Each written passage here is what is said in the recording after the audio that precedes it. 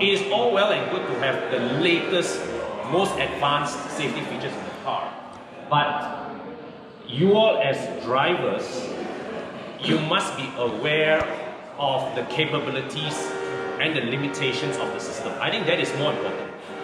Because what you do not want is a car to be equipped with so and so safety features, but you as the driver, you overestimate what those features can do, and that to me is a more scary thing than not having safety features.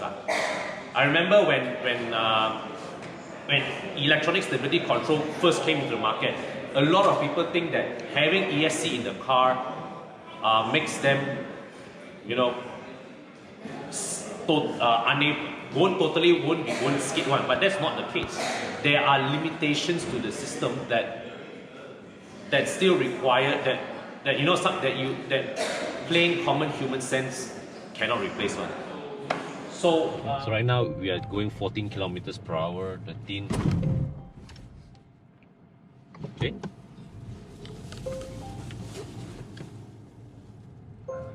So the idea is that even at speeds as low as 10-12 kilometers per hour, when you have to come to a sudden stop, right, the forces involved is enough to throw you forward already.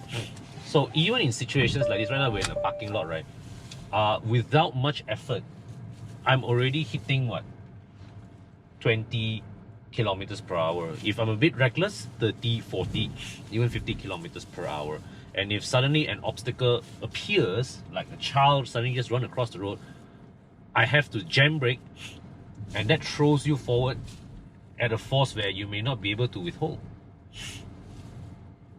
Check is, your left foot fully rested on the footrest. Your right leg, step on the brake pedal, check that you are able to fully step on the brake pedal, full travel, while still maintaining bend angle.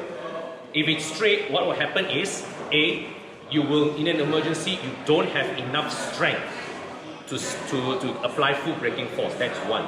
Second thing, if you actually touch wood, collide, the force that is pushed back on the brake pedal will shatter your knees. So you don't want that. You want to maintain that slight bend so that when the impact, your knee just naturally bend. Okay, now can I trouble you to put your hand over the steering wheel? So your shoulder blade still pressed against the seat. Put your hand on top here. Now this is not optimal. So what you do is you need to sit a bit more upright. Okay. So to check, when you sit down, make sure that your wrist, this part of your wrist, touches the top of the steering wheel with your shoulder blades firmly pressed against the seat back. What this ensures is, in the event of an emergency, you are able to apply full steering angle. Okay? And you also need to maintain a certain minimum distance. Not sit too close because you don't want the airbag deployment to hit you. Remember one thing, airbags deploy at speeds more than 200 kilometers per hour. So we often see safety videos on in TV, right, of all those crash tests. You see the airbag deploy very slowly. It's because those are all very slow-mo already. We rarely get a chance to see airbags deploy in real life. I've seen it deploy in real life before. It's like the steering like this, right? It's like that. That's like pop. The airbag just appears like that one. It's that fast. You cannot see the airbag. You won't be able to see, your eyes cannot see the airbag inflate. It's like it's not there and suddenly pop, it's there.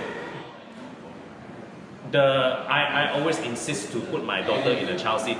Sometimes it's quite a headache when she tries to cry her way out, but sometimes I also hold on to the wisdom lah. A crying baby is better than a dead baby lah. Okay, it's morbid, but it's true. But now, all right, when a base mod, when a Myvi has enough performance to hit 150k, 160k's on the road, on the highways, you have to think a bit more seriously about protecting yourself in the car. Wearing a seatbelt is just a start.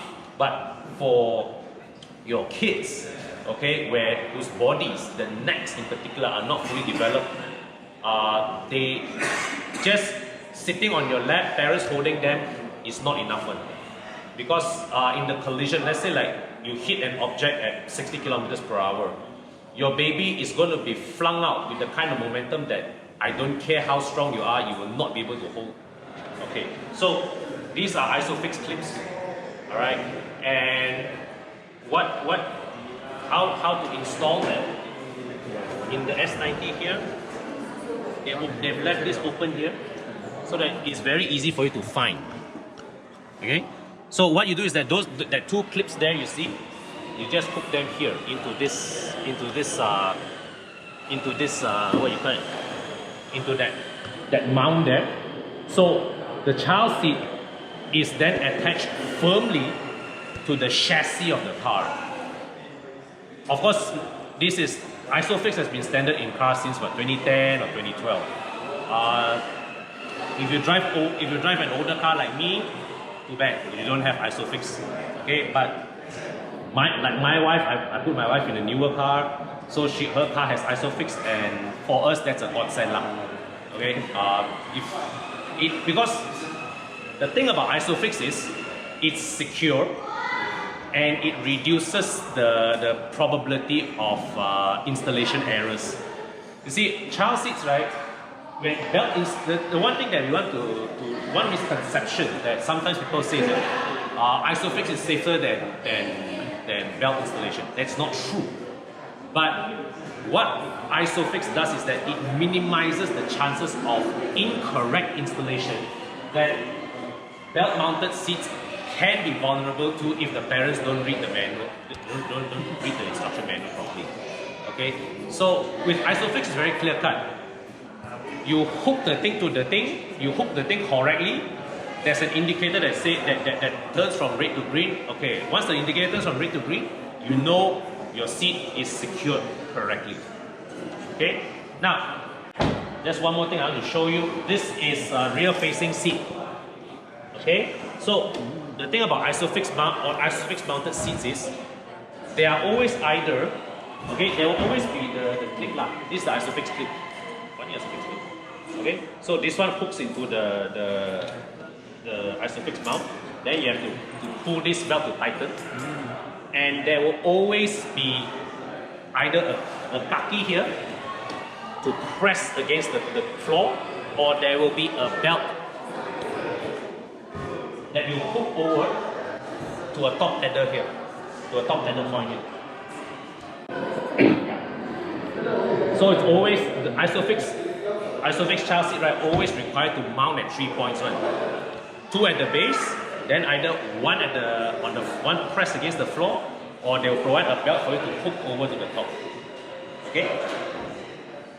This one does not, because this is a booster seat. So this is meant. Okay, you install the ISOFIX, you hook this to the ISOFIX mounts, and then your child seated here wears seat belt. So that's why this one only has the 2 ISOFIX mounts at the bottom.